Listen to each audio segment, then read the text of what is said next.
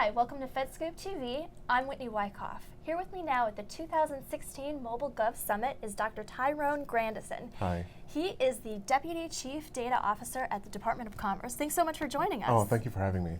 Now, to start off, is your agency being overwhelmed by this data tsunami that we're always hearing about, and what are you doing to keep your head above water? So, I like to think of the Department of Commerce as being one of the agencies actually creating the data tsunami.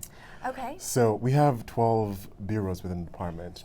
Everything from the U.S. Patent and Trademark Office to the National Oceanic Atmospheric Administration, NOAA, which has the Weather Service, to the Census Bureau.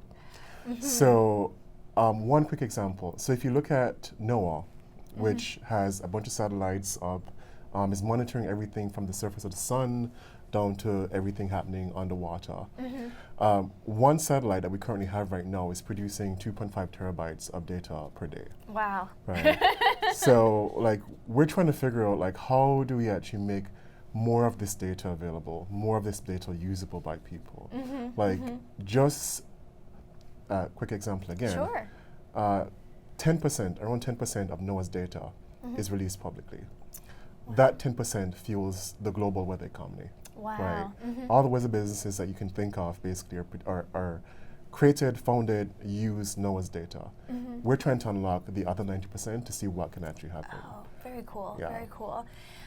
So are you doing anything special to make the data work for you and your agency? So we're trying to move to what we're calling a data-driven government. So how do we actually use data to influence our business operations? And more importantly, how do we actually serve our clients, right? And our clients are you, everyone here, American citizens and businesses. Yeah.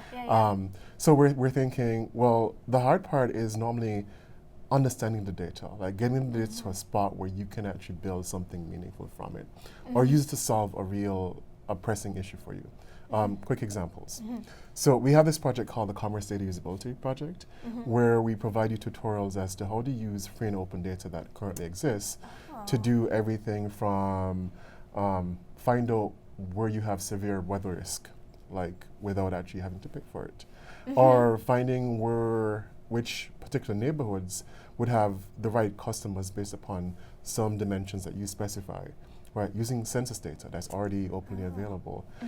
Internally, we're using data to figure out, how can we actually get more businesses that are export ready to export and therefore create more jobs and increase GDP.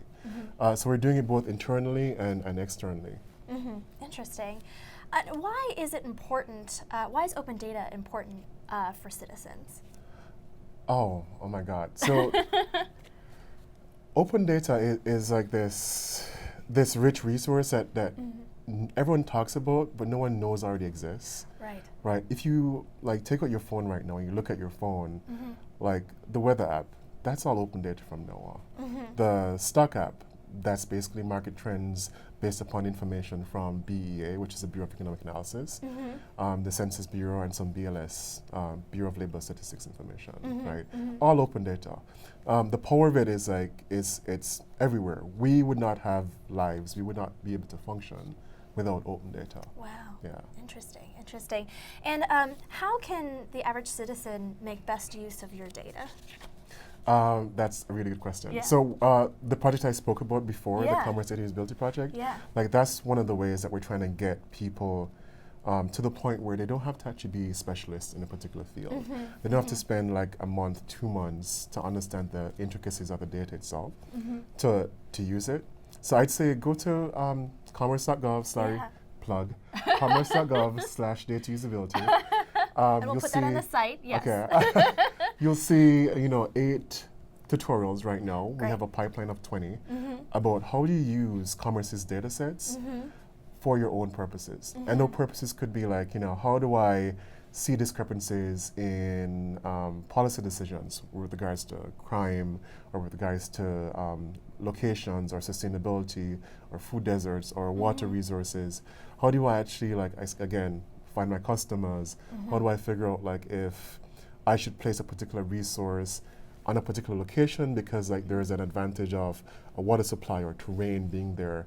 I mean, really useful examples, all engaging, all showing how to do it, providing you with the code as to to actually get it done. So giving you a head start and taking you from, I don't know anything about this home data set to I can actually use this to solve my problem.